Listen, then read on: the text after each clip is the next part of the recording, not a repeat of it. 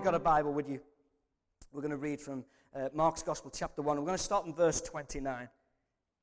I suppose in the midst of this, there's just one verse I really want to focus on this morning that we'll have a look at as we go this morning. But just before this, Jesus has been in a synagogue. He's created a bit of a stir in the local synagogue. And Mark goes on to write this. After Jesus and his disciples left the synagogue, they went over to Simon and Andrew's home, and James and John were with them.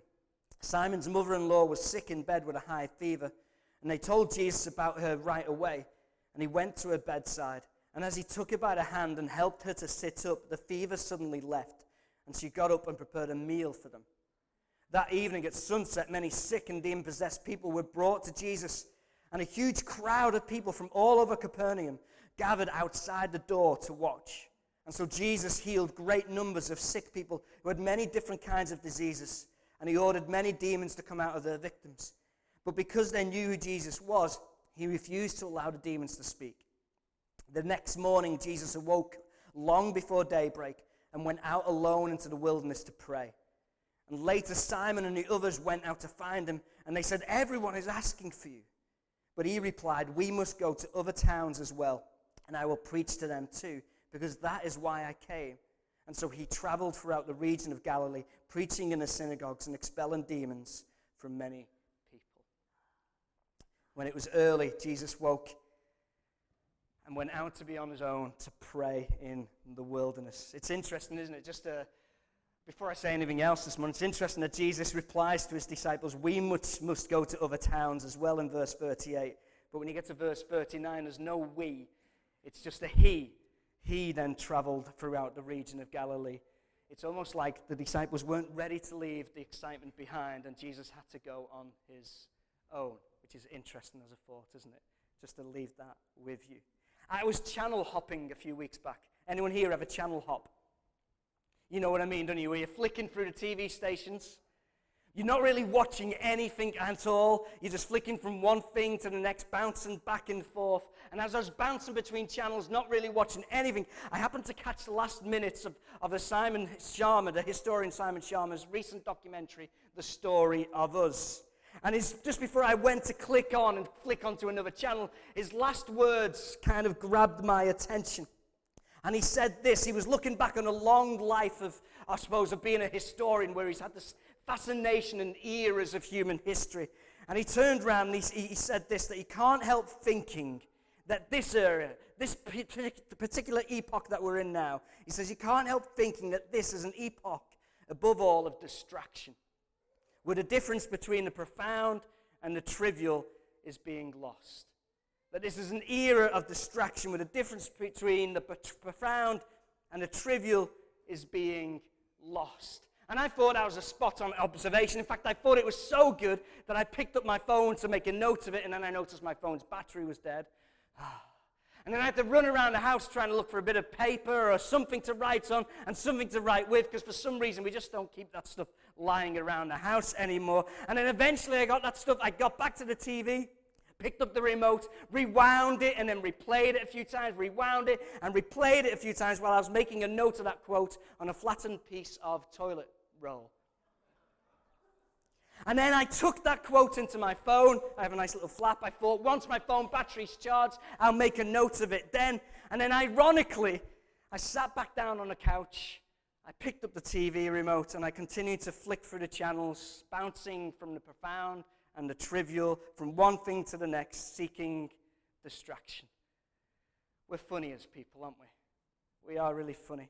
Simon Sharma's not the first person to ever note that our era, our time in this world is there's this relentless stream of distractions and diversions. And it's been going on for some time. Way back in the 60s, there was an American preacher called Charles Hummel, and he wrote a very short book. It's more of a pamphlet, really. It's 31 pages, and it's called The Tyranny of the Urgent. And he opens that book by talking about how there just doesn't seem to be enough time in his life. That his life seems to be choked by these gang of priorities that are all shouting and screaming for his attention and things that need to be done. And like many of us, he wished for more hours in a day. Anyone ever wished for more hours in a day? Just 6 more hours. But he admits we all know that more hours in our day is not enough, is it?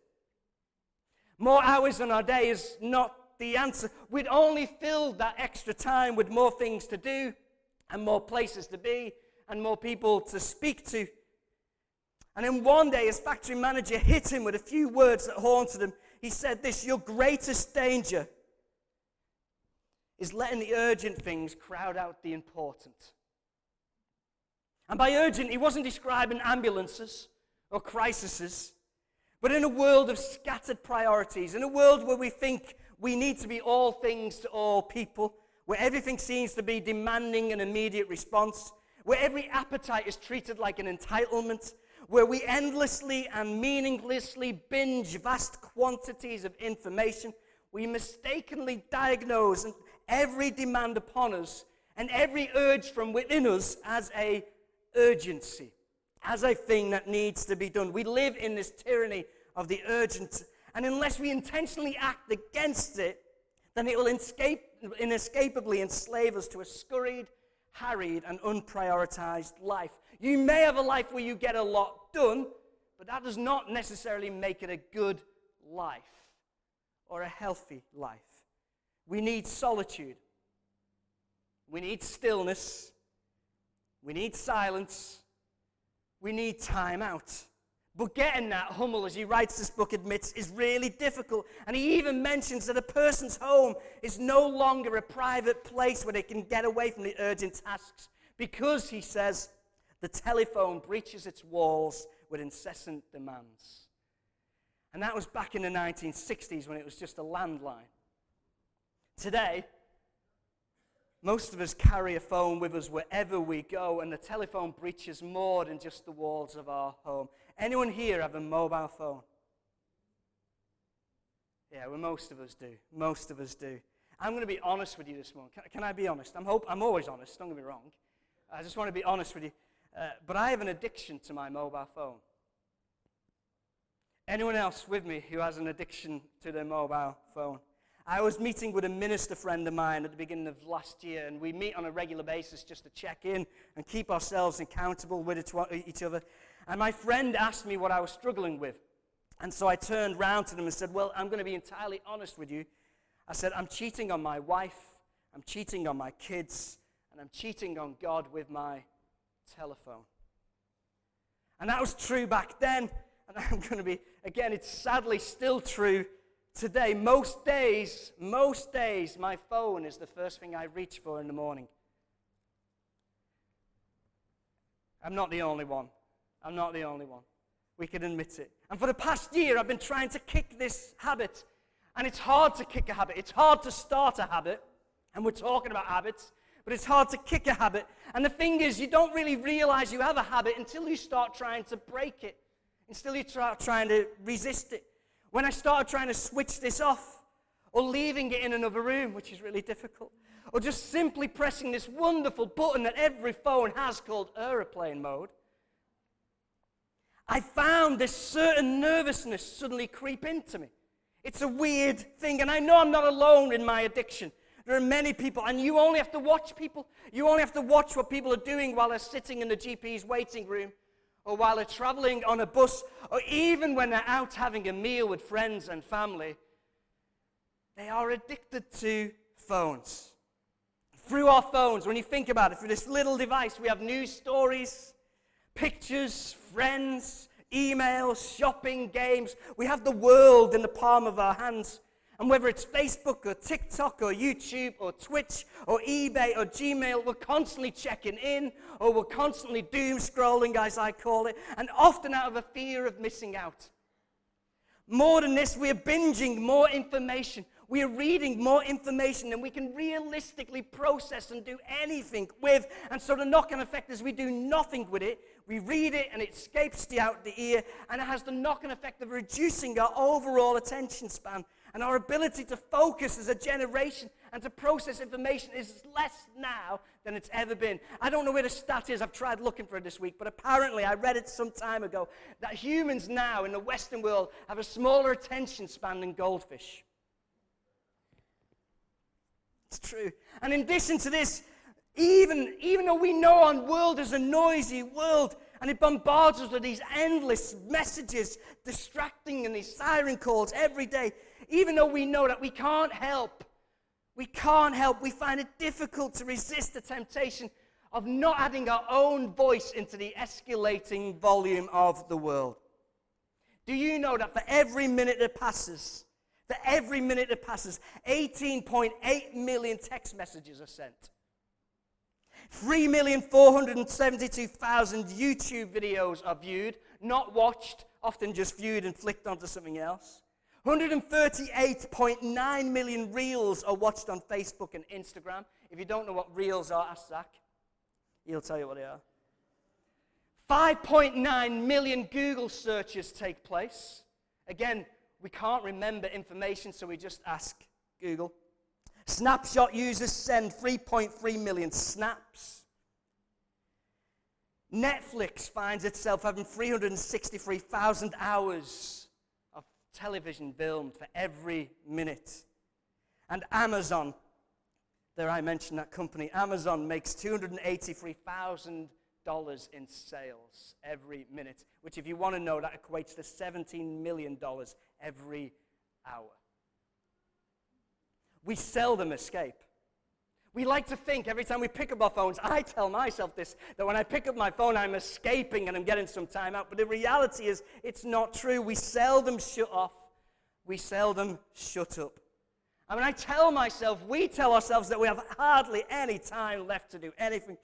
But if the statistics are right, and I can't even say the word, but if the stats are right, apparently the average screen time in the Western world, the average screen time, phone screen time in the Western world is 6 hours per day per person. And that's on top of the 4 hours of TV that we're still watching each day. I don't know where those 10 hours come from. I really don't. Now, I'm not attacking anyone here. Again, I'm speaking this as a fellow addict. I recognize the struggle. I'm trying to beat it. And my own phone shocks me with the weekly reminder that I spend on average 2 hours and 20 minutes a day on my phone. When I see that, I shudder. It might not be the 6, but I shudder. And that's on a good day. That's on a good day. When my depression is at its worst, that number increases. And I spend more time on my phone. Tellingly, so does the depth of my depression whenever I spend more time on my phone. I'm just speaking honestly. I'm a victim and I'm a perpetrator of this demanding, distracting culture that we're part of. This culture that seems to have infected me and affects my ability just to unplug and switch off. To pull something Jesus said slightly out of context, and maybe I'm not pulling it out of context, but it's like I've gained the world in my palm of my hands. But in the process, I've forfeited something of life. Something slipped. Now, the problem's not mobile phones. These are really useful tools. I like my phone. I shouldn't love it, but I like it. It's not phones that are a problem. They're just an outlet, and there's other outlets of it. But the problem, as the novelist Richard Ford put it, is he put it this way, that our culture is possessed by this nervous intensity for something else. Or to describe that another way, we have ants in our pants, as my late mother would say. We can't sit still. We get, I don't know what it is, but some social commenters are even suspect that we may be the first generation that does not know or know what it's like to be bored. We may be the first generation that doesn't not know what it's like to be bored, which is a shame. Because boredom's a gift. Creativity comes out of boredom. It's a great teacher. Let yourself get bored.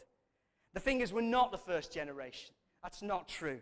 Way back in the 17th century, there was a famous mathematician and philosopher called Blaise Pascal. You might have heard of him. And he said this, in his opinion, he said, the sole cause of man's unhappiness is that he does not know how to stay quietly in his own room. And for Pascal, all of humanity's problems, whether it's international wars or if it's envying our neighbors, they all stem from this inability to come to terms with stillness and solitude and silence. Now, maybe it's because we wrongly associate busyness with growth, that we think if we're doing something, we're growing. And while we think about that, then we think that stillness and silence and solitude, well, they leave us with the impression that nothing is really happening. But that's not the case. Taking time out, well, it helps your brain process. It helps your anxiety and stress reduce.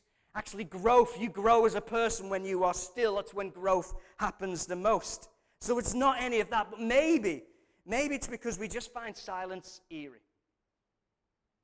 We just find silence eerie, strange. That when we switch off, if we're honest with ourselves, when we switch off, the inner thoughts turn on. That the illusions break. We realize what reality is like, and we encounter it all the time. And we come face to face with ourselves that we've been trying to escape from for a long time. I don't know what it is, but there's something in stillness. There's something in silence. There's something with sitting on our own that strips us of all these noisy disguises, and I cannot escape from myself anymore. In some ways, we find noise easing. It's like a teething toddler with a comforter. We find noise easing. Dietrich Bonhoeffer, writing to Christians in the 1940s, certainly had this opinion. He wrote that we are so afraid of silence that we chase ourselves from one event to the next in order not to spend a moment alone with ourselves, in order not to have a look at ourselves in the mirror. And more than this, Bonhoeffer added that we are afraid of silence because, strangely, we are afraid of such lonely, awe-filled encounters with God. Oddly, we're more comfortable with doing things for God than we are with often just sitting still and being with God. And I don't know if you know this, I know it's cliche, but you are a human being. You're not a human doing. And that's what God loves about us. Now, there's plenty of physical benefits we could talk about having silence and solitude. You can find books full of advice. And I suppose, like with some of the other rhythms we've explored in this series, like simplicity and fasting, you can pluck any of this out of the context of a relationship with God and talk about it in a general way. And I'm not dismissing any of those benefits, but as Christians, as a Christian, the solitude I'm referring to is not merely about getting time to myself, me time. It's this beautiful rhythm of carving out space in our lives to pray, to read the scriptures, and to listen to the still small voice of God and to reflect and respond. It's to step away from those distractions and those doings, those urgencies and worries, and to step away from them and just recenter myself and see things from the light of God and from the light of eternity. To stand before God without distraction and without disguise. Now, I need to say it's not about personality traits. This is not about whether you're an introvert or an extrovert, any of that. All of us as disciples need these silent moments with God. And it's not like introverts find it any easier than extroverts do. In fact, we find it harder. I'm an introvert. No one ever believes me when I say that. But I'm an introvert. I'm very, very comfortable on my own. If you don't believe me, ask Steph. She will tell you Tristan likes his own company. I'm fine with solitude. I'm fine with silence. I could do that happily 24 hours a day, 7 days a week. However, even when I'm in a silent environment, I can still be scrolling my phone, or I can still be binging a book. I'm still consuming something when actually I need to be turning off all of the inputs and just sort of God's input, God's voice becomes the priority. That's what matters. And like Bonhoeffer said, I don't often want that awe-filled encounter, not because I'm afraid of God. I'm not afraid of God. I'm afraid of change. And I'm afraid of challenge. And I don't want it because, as another writer said it, solitude with God is the furnace of transformation. It's the place of the great struggle and the great encounter. It's where all my noisy disguises, noise-filled disguises fall off, and where the distractions and the idols that I'm trying to build my life upon come into conflict with the almighty love of God, a God who offers himself to be the substance of my life. It's important we get that time. Jesus was not enslaved to the tyranny of the urgent. He intentionally had this practice of stillness. His rhythm of solitude, when you read the Gospels, is everywhere. And so at the very beginnings of his ministry, the Holy Spirit leads Jesus out into the wilderness for 40 days of solitude. I mean, I think that's an amazing story.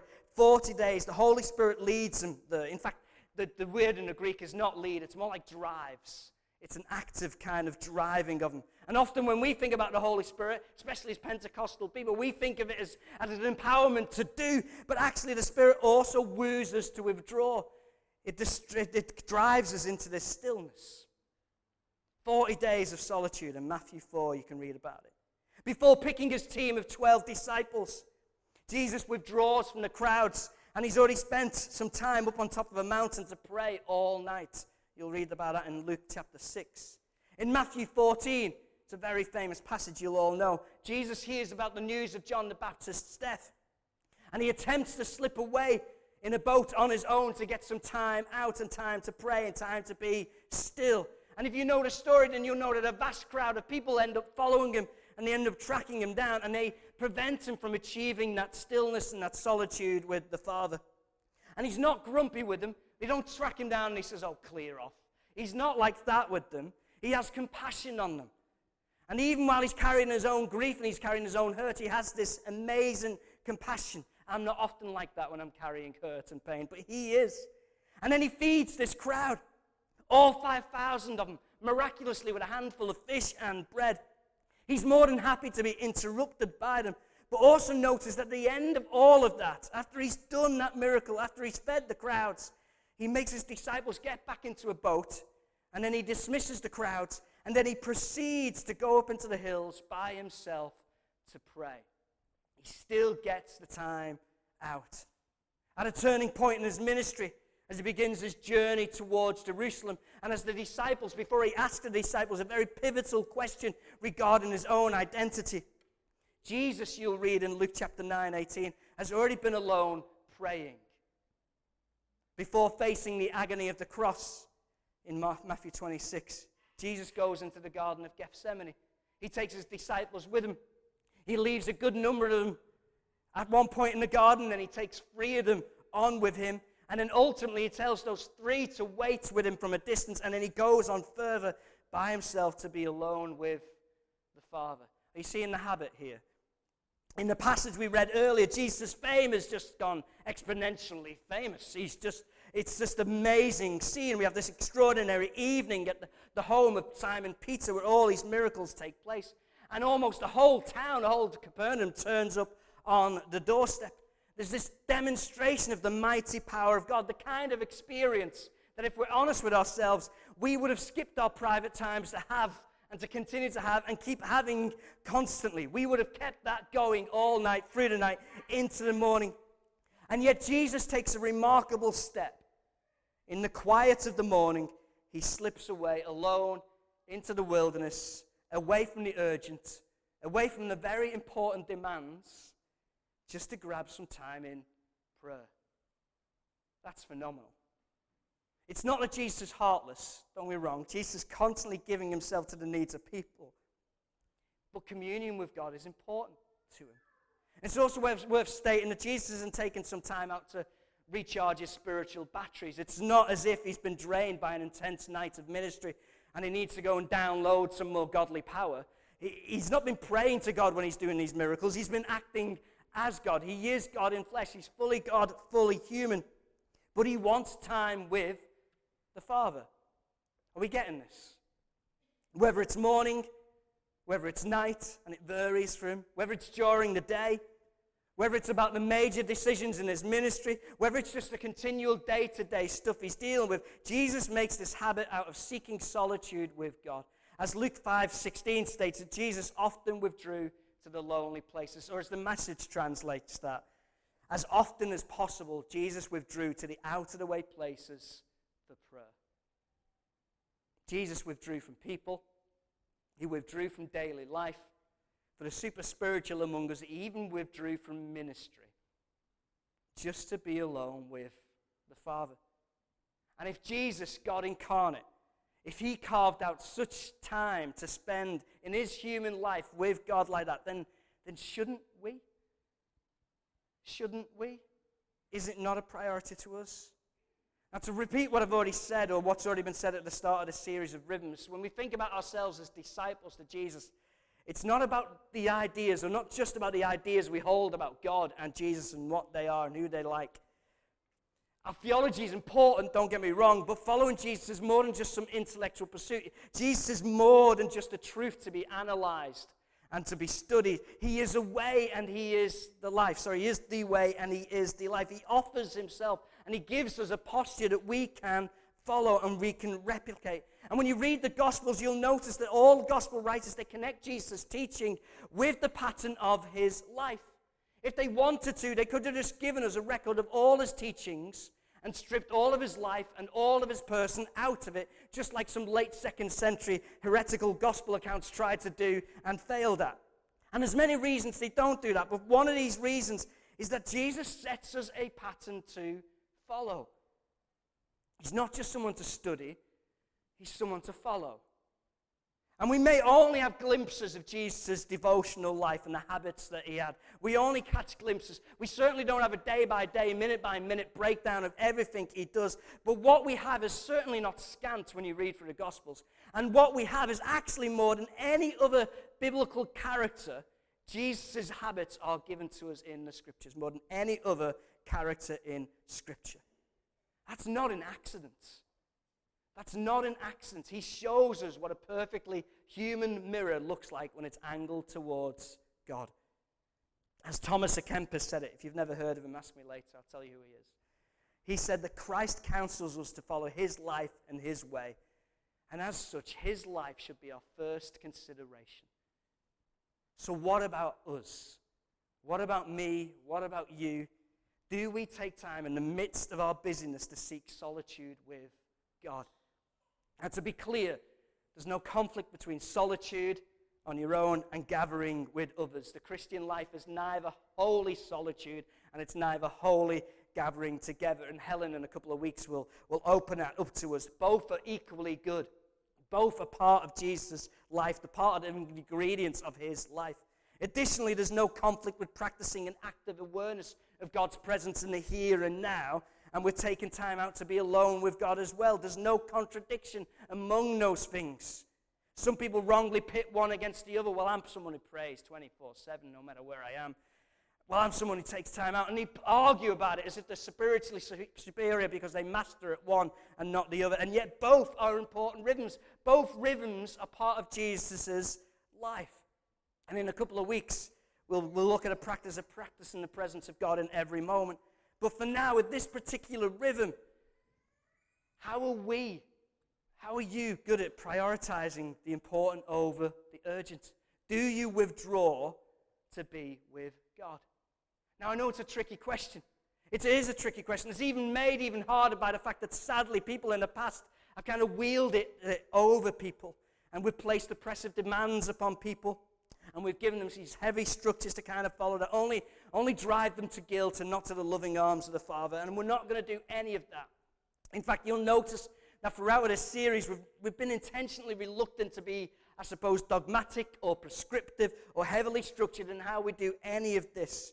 And there is a lot of good examples out there. There's a lot of good things that people do. But one of the dangers is when you get too prescriptive, we try and take what works in the pattern of someone else's life, we try and make it work on our own timetable, and when it blows up, we feel like we've failed, we feel guilty about it, we feel like we've messed up, and we end up condemning ourselves. And it's not about any of that.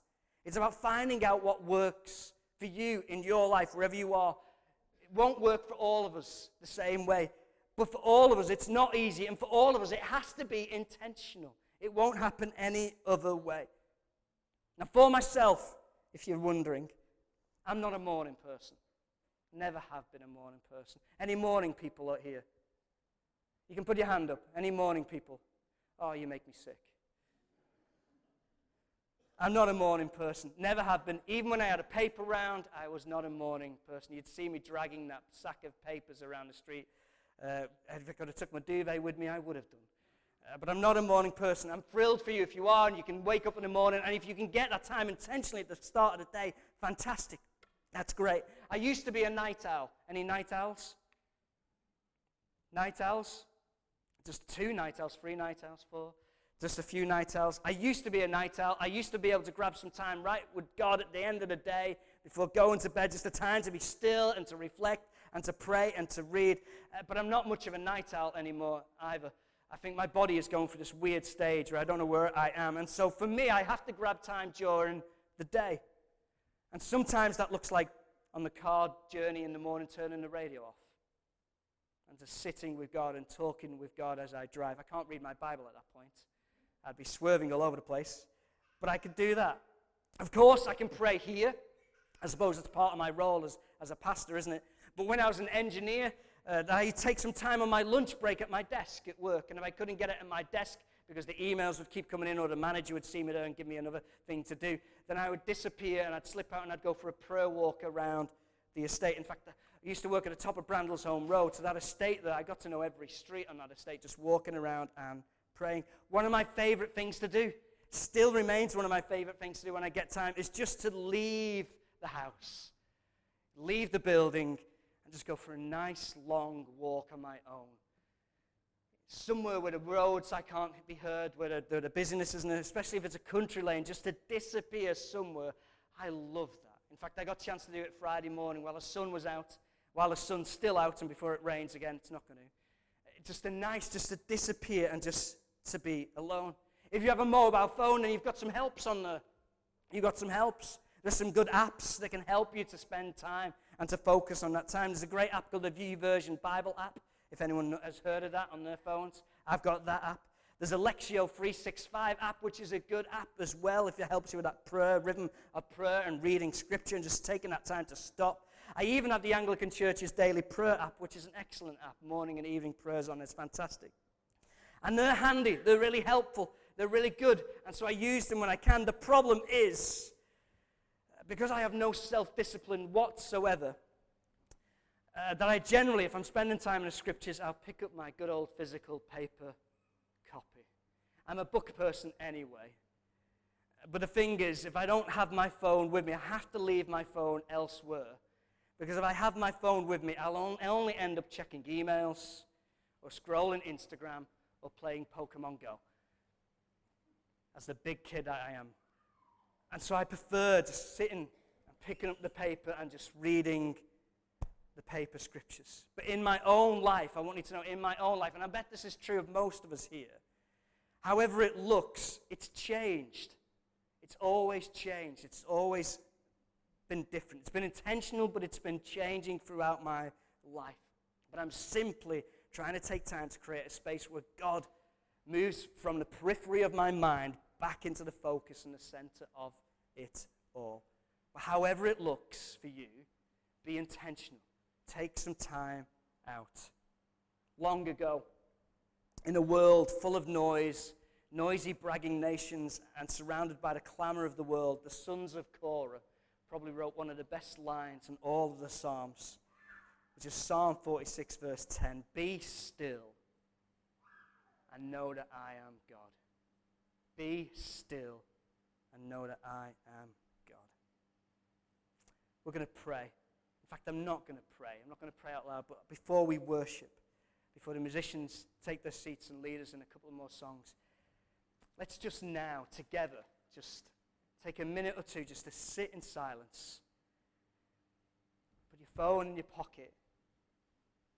Just to switch our minds onto God and just let Him have this moment. I know He's had this whole moment, but just to practice, just together, just being still before Him and to listen to His still, small voice.